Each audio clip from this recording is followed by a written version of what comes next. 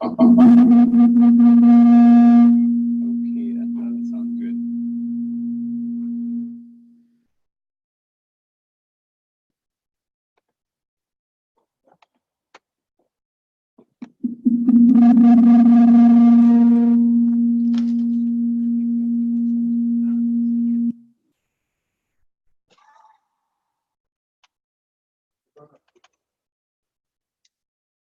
All right, so chapter 7 takes us through a discussion of project management.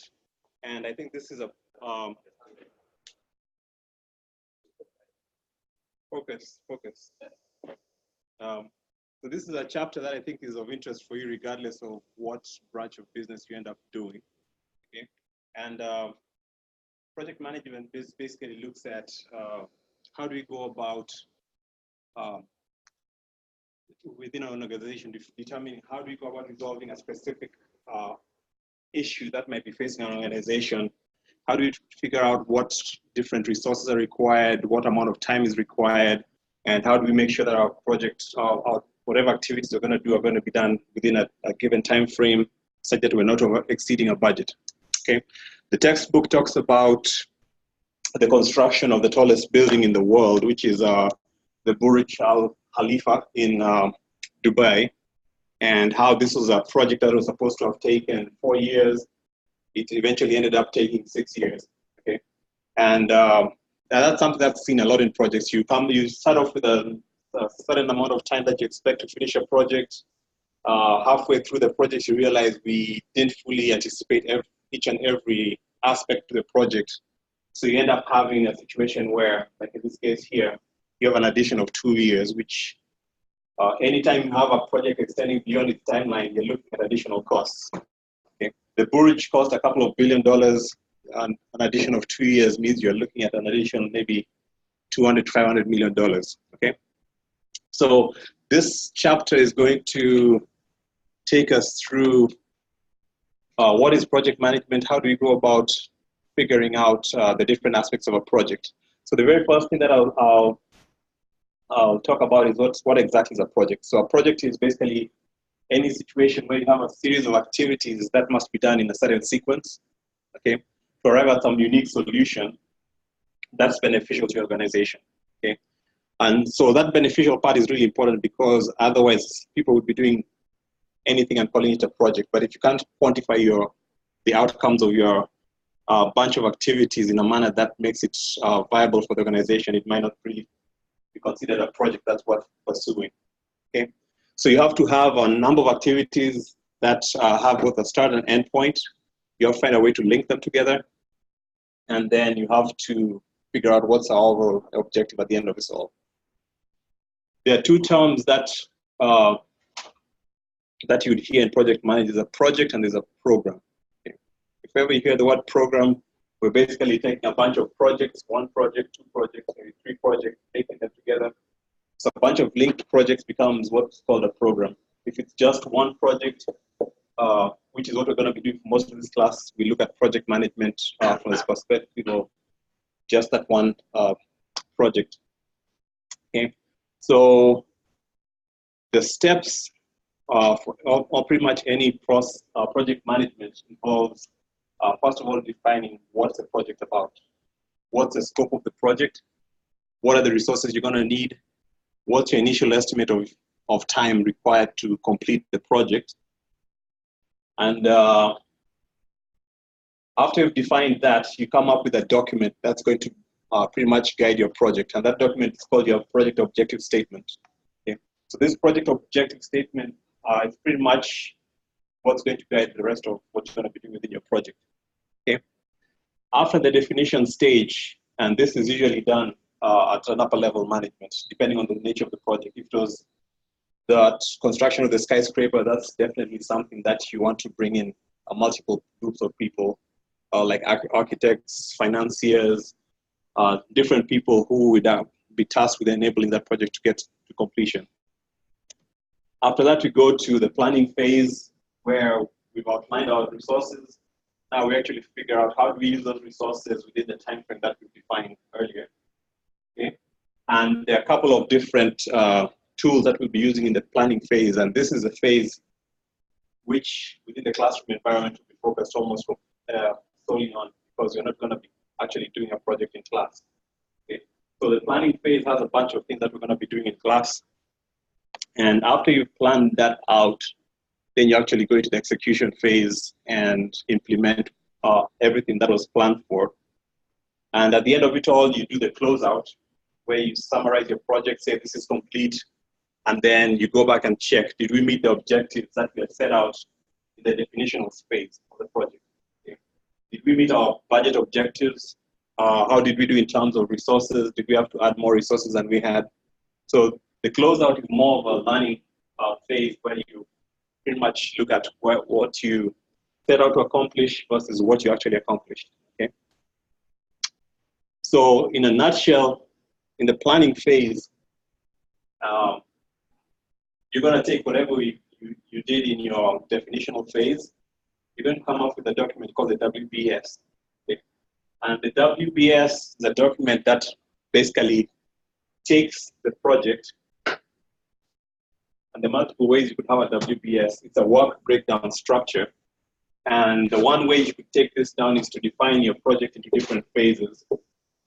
And in every phase, that's your first phase, second, third, fourth, you're going to look at what are the different tasks that you're going to be accomplishing in every phase.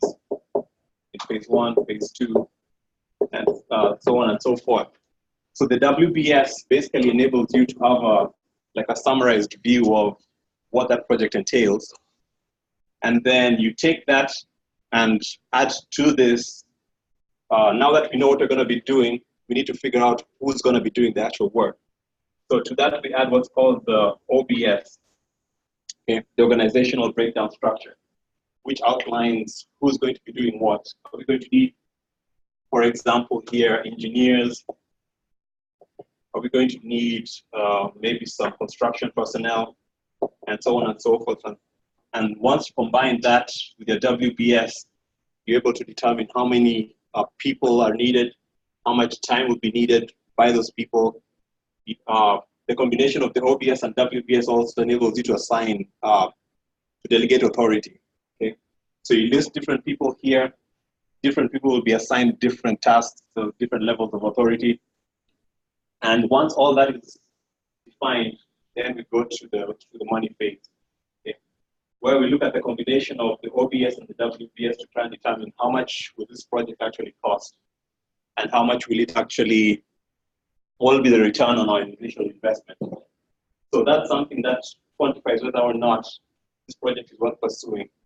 If your ROI for that project is lower than some ROI for some other project, chances are that you might put this project on hold and pursue that other project that would have a higher return on investment.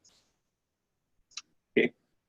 So once we're done with that planning phase, then we go into the actual implementation phase, where we look at scheduling, and we'll talk a bit about Gantt charts.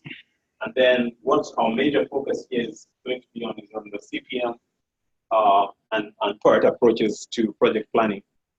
So CPM is just basically the critical path method, and we'll go into that hopefully today. And then we have the program evaluation method, which is slightly different, but has a lot of similarities. Okay. And once that's done, as we go through the project, we're going to be trying to control, make sure that we're within budget, we're within a timeline that we initially planned to achieve different aspects of the project. Okay, so let's go into a discussion of this. Go into your textbook. This shows your work breakdown structure for a hospital. Okay, very simplistic work breakdown structure, but it is what you'd expect to see. And in this case here, they break it down by the two different aspects of the project that they are going to have. There's going to be some organization and site preparation as the first phase of the project, and then the actual building of the facilities of that new hospital. So once you have that, you have different levels. The overall project, what you're trying to achieve, a breakdown of the sub-components of the project, and then under each, you're going to have different activities that you have to accomplish to be able to complete the phase. So let's go into a discussion of the different things that you have to, that you come across when you're running a project. So in the planning phase, one thing that's most commonly used is the Gantt chart. And I'll have to ask, how many have heard of a Gantt chart? Gantt chart. Okay, but you might have seen it if I draw it on the board. Okay, so a Gantt chart basically has a timeline on the x-axis, and here it has activity, different activities. Okay, it starts from time 0 till whatever time you believe your project is going to end. Okay, week 90, and then you list the different activities sequentially from the very first activity, which might be a preparation of some nature. Let's go back to what we had here. Okay, in this case here, there's some site preparation, and if you believe that that might take 2 weeks, your Gantt chart would put that as a 2-week process. You look at the next one, select admin staff, that might be a 1-week process. And then you go to select site and survey, so that takes 3 weeks. And so on and so forth for the different activities that you might have within your project. So you end up having all the activities that you have in your work breakdown structure listed out in a way that you can tell that, okay, activity 6 will start in time period 20 and it will end in time period 40. Okay, so any activity on the map, you can actually determine when exactly it will start and when it will end. Okay, so the Gantt chart provides us visualization of what's supposed to actually happen. Okay, whether or not it happens, that's to be determined, but it's a planning document that enables you to determine exactly where each activity is going to be and when are we going to do a specific activity. And the beauty of this is that now you can determine if I need some resources, say over here, I don't need to bring them into the project right from time period 0. I can hold off until I need them. So that way we're not committing resources unnecessarily until when you actually need them. So with the Gantt chart now we find that this can enable us to go to the next phase of project management, which is now determining actual times and actual sequences in a manner that's more mathematical. Okay, so let's go and try and consider these 2 approaches. There's a PERT approach and a critical path method. Let's start with the critical path method because it's the most simple, simplistic method that we have. The path approach is slightly more complicated, but it's really not that hard. So with the critical path method, we take this information that we have on our Gantt chart, and let's actually use an example that we have here. Example 1 in the textbook says, Judy Kramer is a project manager for this hospital project, and she divided the project into 2 major modules. She assigned John the overall responsibility for organizing and Sarah the responsibility for physical facilities. Using the work breakdown structure shown in the next slide, the project team developed a precedence relationship. So that's a word that you use quite a lot. What's a precedence relationship between the different activities? What comes first? What goes next? And so on. So precedence just basically looks at what came first, what's next in order, and so on and so forth. Okay. So with that information, if we look at this table here, we have the different activities that we had on that work breakdown structure. But now we have additional layers of information. Okay. So the second column here has what's called the immediate predecessor. You're just basically saying, if I have an activity, so example B, select site survey, its immediate predecessor is, it doesn't have one. Okay, so that means that that can start right away. If I was to draw it on the Gantt chart here, activity A, which says select administrative staff, doesn't have a predecessor. It's a start activity, so I'd expect it to start in time period 0. So that would be my A. B doesn't have a predecessor, so B2 would start right at 0. Okay, and then we're told that for C, C cannot start unless A is complete. So my C here would only start after A is complete.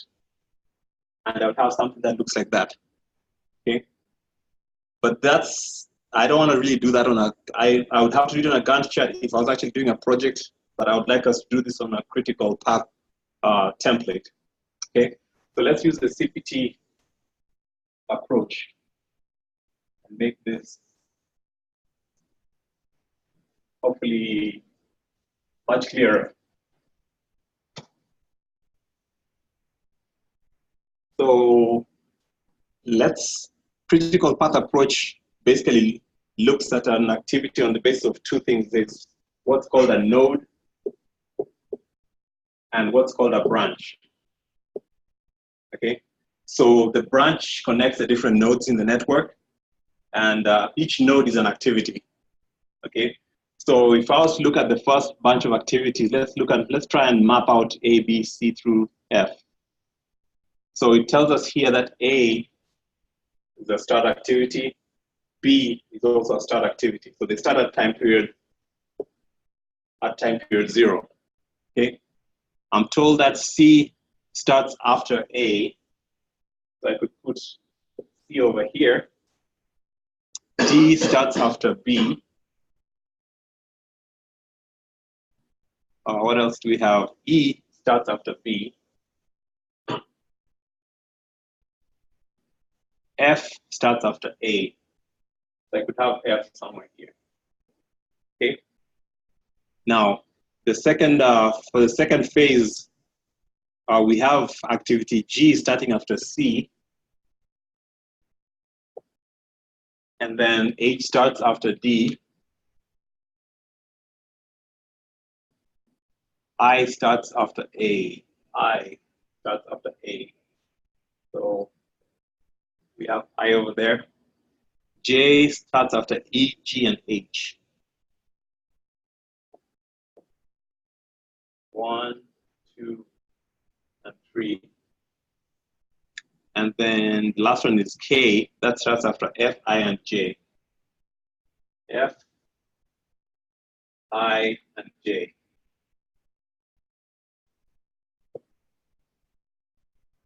And that becomes our K. So we end up with something that looks like this, and this becomes our network, okay? So it's called a critical path for a reason. Critical path technique, okay? The critical path techniques basically looks at our network. Our project is going to take the duration of time that's found along the longest path here. So we have a number of paths. There's a path from A to I to K, A to C to G to K, no, A to C to G to J to K, and so on and so forth. And the objective here is to find out which of those paths takes the longest period of time, okay? So you'd have to add to this a component associated with time, okay? So on your nodes, you end up having to put something that looks like that. And you divide the activity and you add to the activity the duration of time associated with every activity. So we're told that activity A takes a total of 12 weeks. B takes 9, and so on and so forth. So once you add everything up, you end up with a diagram that looks something like this, okay? So what we see here is a situation where you have the activity number or activity letter and the duration of time it takes, okay? And using this information, now we can find our critical path, which pretty much determines everything else that we'll be doing using the critical path approach, okay? So the critical path involves calculating the total amount of time for every path. So for the first path, we have AIK with a total duration of 12 plus 15 plus 6 weeks. So we have 12 plus 15 plus 6, and that's one path, which would be, how much time is that? That's 27 plus 6, 33 weeks. Okay, and then we do the same for every other path that we can find within our activity map here. Okay, so the end result is to come up with a critical path I don't have it here, okay?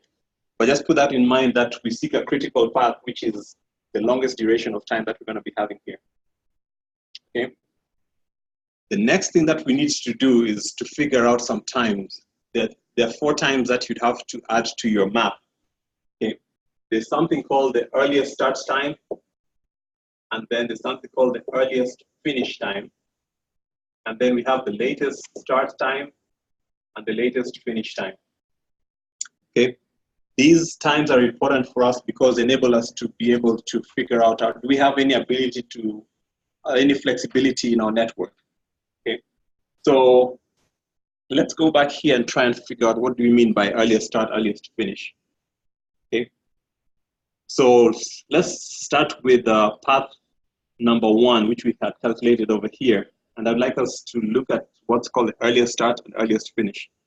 The earliest start is basically what's the earliest time we can start a specific activity, okay?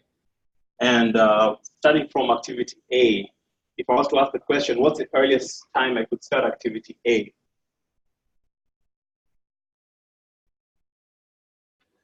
And Karen, what's the earliest time you could start activity A? If you had a timeline, something like this, from time period 0 to whatever we have over there, what's the earliest time you can start the first activity? Just simple. 12. No, anybody else have a different? If you start the activity A at time period 12, basically what you're saying is that you're going to have wait 12 weeks to start the first activity, okay? But that's not what this 12 means. This 12 means that the first activity is going to take 12 weeks to complete, okay? The first activity always starts at time period 0, okay? So A starts at 0, and it takes a total of 12 weeks to complete, okay? So your earliest start time here for A, you end up with something that looks like this. Your activity was A, and A takes 12 weeks. And the earliest start time is always up here. And the earliest finish time would be here. So the earliest start time for A would be 0.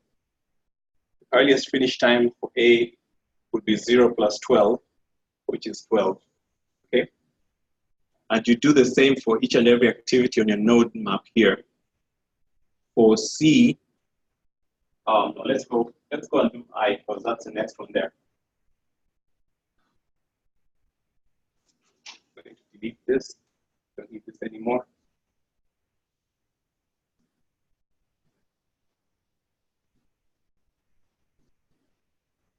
All right, so we have that connectivity from A to I. And I do the same thing. I has a duration of 15 weeks. What's the earliest start time that you can start I, given that you cannot start I before you finish A? 12, right? So whatever your earliest finish date here becomes your earliest start here, okay? We have earliest start of 12, which is directly linked to the earliest finish date here. And what's the earliest finish? 27, okay? The duration of time plus the start time, so you get 27. Week 27 is when you expect to finish that activity, okay? Then we have F, and F has 10-week duration, okay? So we do the same thing. Your earliest start for F would be 12. Earliest finish would be 12 plus 10, which is 22, okay? And we continue. Now, this is where it becomes a bit tricky when you get to K, okay? So let's look at K and try and see if we can figure out K. Okay, and we're told for K has a 6-week duration. Now, what's the earliest start time for K? Because now we have 2 activities that have to end before K can begin. Earliest start. 22. Okay, let's put this on a Gantt chart. So here is week 22, and here is week 27. Okay. They both need to be finished by the time the case starts? Yep. Would you add them together? No, because these are running in parallel. They're not like one and then the other. These two are happening at the same time. It's just that this one has a shorter duration of time to finish. So I'll finish F here, and I would be completed here. But you cannot start K until you've finished both F and I. So the earliest start time for an activity that has two or more predecessors would be that activity that has the most amount of time. Okay. So since I ends in week 27, that's the earliest you can start activity K. Okay. After you finish both activities, then you begin activity K. That'll take 6 weeks. So here becomes 27, and our earliest finish date would be 27 plus 6, which gives us 33. Okay. I hope that's clear, because that's going to be an issue when you're trying to calculate this on your own. Just remember that you're going to look at, if you have two or more predecessors, look at the one with the highest amount of time. That becomes your earliest start. Okay. Then we have C.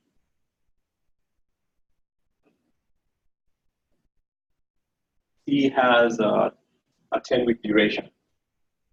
The earliest start for C would be 12, and the earliest finish would be 12 plus 10, which is 22. And let's finish, that finishes A. Okay. And what's next? G. G has just one predecessor. And G has a 35-week duration. So the earliest start time for G would be 22. Latest finish would be 57. Okay. And that goes on and on and on until you get to your finish. Okay. And in this case for G, the finish goes through J. You'd have to add J somewhere in your map. J, and J takes 4 weeks. Now J has 3 predecessors, so I cannot just, for the earliest start time for J, I would have to consider everything else along the B route. Okay. B, D, H, J, B, E, J, before I can figure out what's the earliest start time for that. Let me see if I have a completed map here. Okay, so we have here a completed map that shows all the different paths. That's not too clear. Let me see if I can make this wider.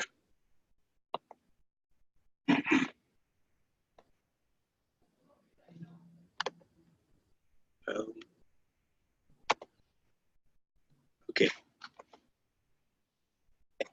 Okay, so we have a completed map now.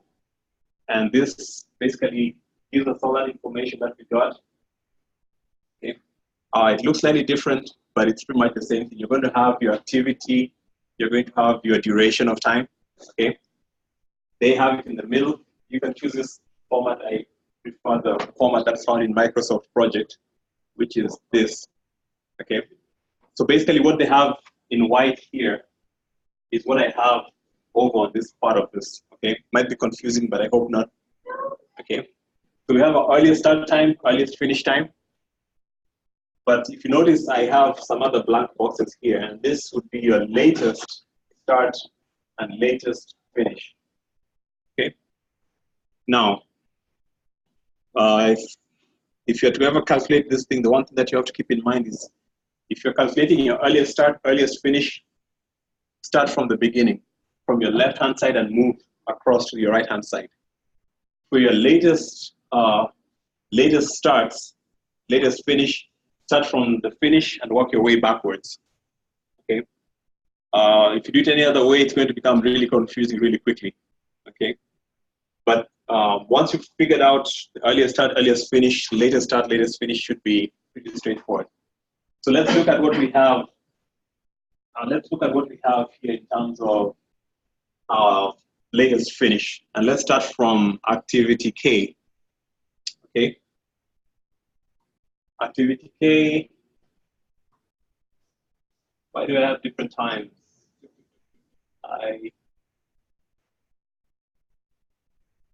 6, 3.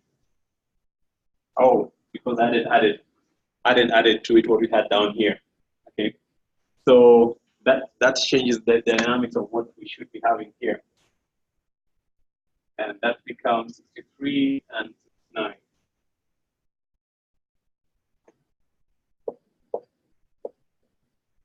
Okay, and that leads to our end. Okay, now when we're working our way back, we always start the latest finish here would equal your earliest finish here. Okay, so always start with these two numbers being the exact same. And the logic for that is that your project has to be finished within a given period of time, and that 69 is the maximum amount of weeks you're going to have, regardless of whatever calculation you have for your latest start, latest finishes. Okay, now let's work our way back here and see what numbers we're going to get. Okay, if we say our latest finish time is 69, week 69, what's our latest start? Given a duration of 6. We finished in week 69, and this activity K took 6 weeks. So what's our latest start?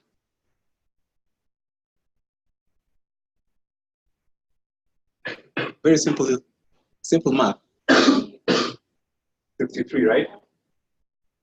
Because think about it, if the latest you can finish the project is in week 69, and activity K is going to take 6 weeks, the latest you can start it would be week 63. Okay, now let's backtrack and go to the next activity here. Okay, now what's the latest finish time for activity for this activity I?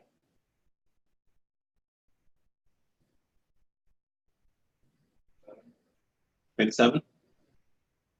Okay, is there? So we have two bunches of activities. We have this here and this one, which are happening at the same time, right? This ended slightly later than this. So this here, the latest finish time would be 27. What would the latest finish time here be? 27, right? Okay. Now let me explain that so that we're all on the same page. This here has a later finish date originally here. So it means I could start this activity 5 weeks later and still be on schedule. Okay. So initially we had said that this could start in week 12. So if we look at our timeline again, I could start in week 12 and I would finish in week 22. Or I could hold off for 5 weeks, start off in week 17, and still finish within the amount of available time. Okay, so that becomes our latest start time, which would be 12 plus that slack amount available, or 5 weeks or 17.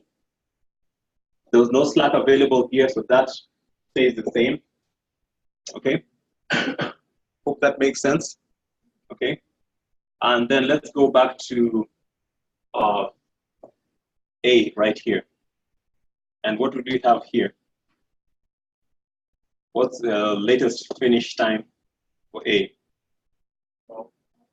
12, right? And latest start again would be 0. Okay. So the thing to remember here when you're backtracking and doing the latest start, latest finish times is if you have multiple predecessors, always ask yourself which one takes the most amount of time or finishes latest, and use that to determine how much flexibility you have in the other activities. Okay. So that's the one part that if you don't get right, you won't get the right calculation that you have here. So once you do that, you end up with a map that looks kind of like, let's go find it, kind of like this here. And that's too small, let's make this bigger. If you have your textbook, you can follow along with this. Let me just make it completely fill the page.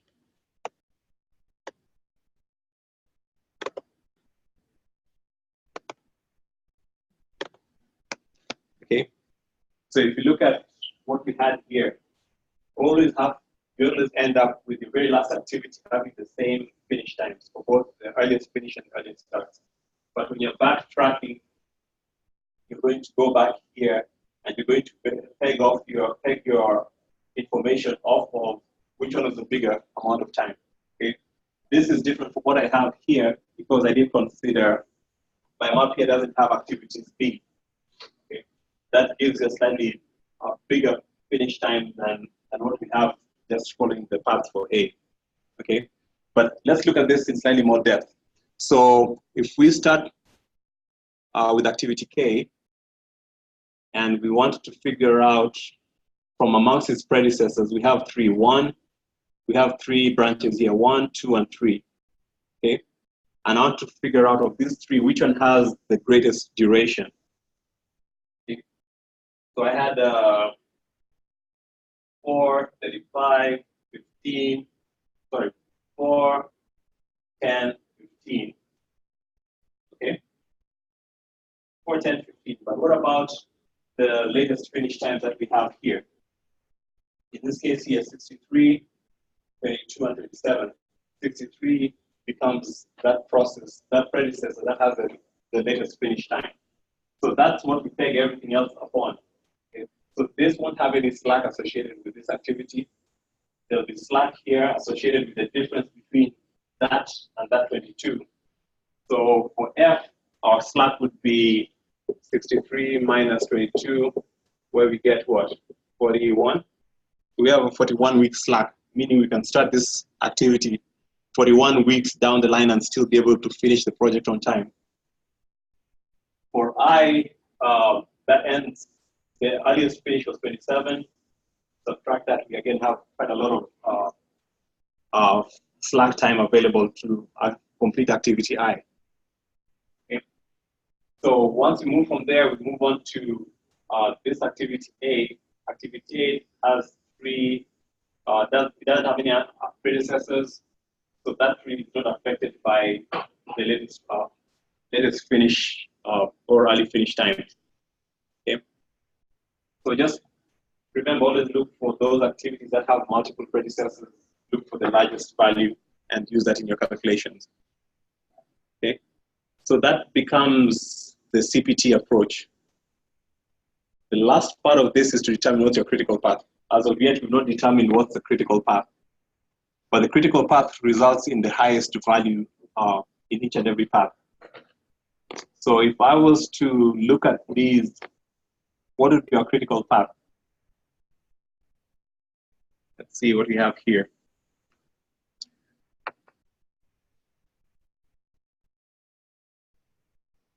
What's our critical path?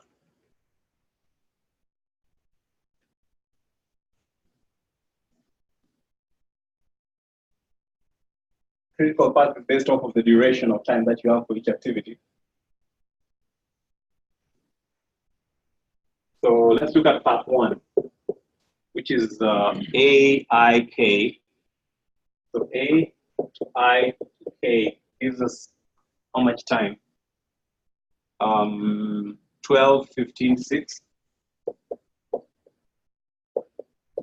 And then you get a sum total. Then you know a second path, path 2 would be AFK,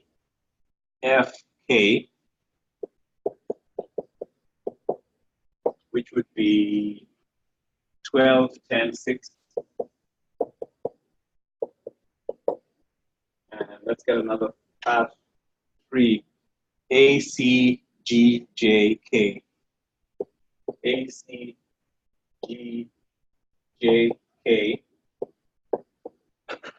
And that would be 12, 10, 35, 4, and 6. That's 4.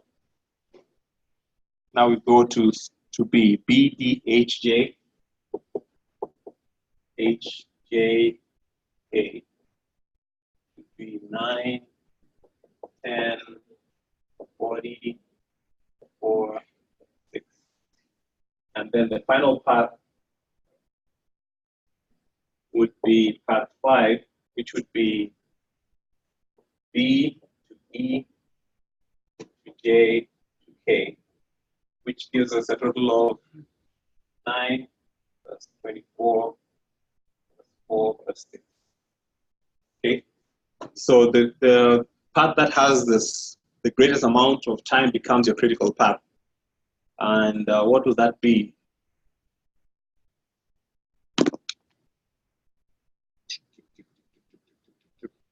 According to what the book says, our critical path is going to be what's highlighted in red. Okay, so that is path 4.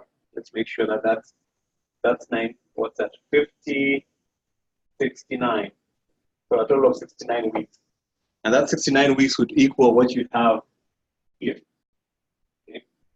So it's called a critical path because that tells you how much flexibility you're going to have for each activity. If you have any activities that are going on at the same time, you can calculate the slack associated with it. Now, your critical path will always have a slack along that critical path equal to 0 for every activity. Meaning that along the critical path, you have no flexibility. If something slows down your operation along those activities, then your project is going to be extended. Okay. If something slows down something in activity A or activity F, it won't be as much of an issue because here we have 41 weeks to play around with. There's 36 weeks there, 2 weeks, 2 weeks, 2 weeks. So anything else apart from the critical path, you have some flexibility. Along that critical path, if you add any flexibility to it, then you're extending time to your project. Okay? So this is called critical because that has to be maintained somehow. You have to find a way to make sure that those activities stay on track. Okay? So that, in a nutshell, is how you'd go about calculating the critical path approach. So that's CPT. The second approach is pretty similar, but now we ask ourselves the question, what if there's a probability associated with all these activity durations of time? Okay? So rather than assuming that activity A is going to take 12 weeks, okay, what if we want to give a measure of uncertainty, incorporate a measure of uncertainty and say, you know what, yes, we think it will take 12 weeks, but if we work very diligently, we could maybe finish this project activity 1 in 10 weeks, or if things go bad, we can finish it in 14 weeks. Okay, so we are adding to our equation the fact that it's possible to have some probability associated with every activity. Okay, and that makes more sense because in reality things happen, and the CPT approach assumes that nothing's going to happen. We're going to take the exact amount of time for every activity given here. Okay. The PART approach assumes that, yeah, we expect to take 12 weeks, but we might be able to get either less time, or we might finish the activity in less time, or finish the activity in slightly more time. Okay, so we have to incorporate probability, and by probability here we use basic probability. What's the mean? What's the variance? Now, for PERT, PERT assumes there's one big assumption is that if you believe that this 12 is what's your best shot at what the duration of time is going to be, give it slightly more weight than everything else that you have here. Okay, so how that is done is we're going to assign some letters to this. Okay, A is your optimistic calculation. M is your best guess of what the time is going to be. B is your pessimistic view. Worst case scenario, we're going to spend 14 weeks. Okay, so we have these 3 numbers that we want to use to get an average. If we did a simple average, it would just simply be 10 plus 12 plus 14 divided by 3, right? And that'll give us what? What's 10 plus 12? 22 plus 14, that's 36. So we get 36 divided by 3, which would be 12, right? Simple approach, but PERT says no, don't make it that simple. Okay, give this the most weight. If this is what you believe the actual time you're going to have, let's give this slightly more weight than all the other estimates that you have here. Okay, and how does it do that? It says whatever figure you have here, multiply that by 4. Okay, then get your average. Okay, so that way you add more weight to your best guess and less weight to your optimistic and pessimistic figures.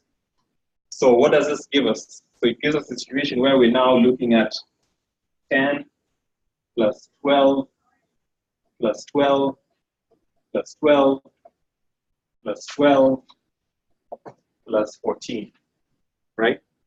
So what does the average become?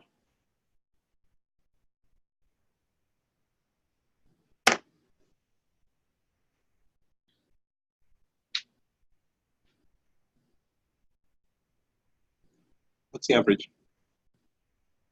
How do you get the average here? Simple math. I'm guessing off the top of my head that average is going to be 12, right? Add all those up, divide that by 6, because now we have 6 numbers instead of just 3 numbers. I remember, the 12 that we had here, we multiply that by 4 to give it more weight. Then you add everything up, divide it by 6, because now we have 6 numbers to deal with, and we now get our new mean. Okay. So once we've gotten that mean, that becomes the number that we're going to use on our map here, okay, on our network map for each and every activity. And that then makes it easier. But now we take it a step further and calculate variance. Okay? Variance basically is how much of a dispersion is there between the 3 numbers that you have on the board. Okay? The more the gap between the lowest number and the largest number, the greater the variance. Okay? The smaller the gap between this, the less the variance, and the more certain you are about the project times. Okay? So let's look at on computer. Let's look at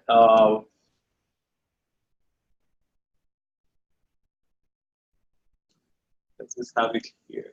You can go to the screen. No. Well, pull it up.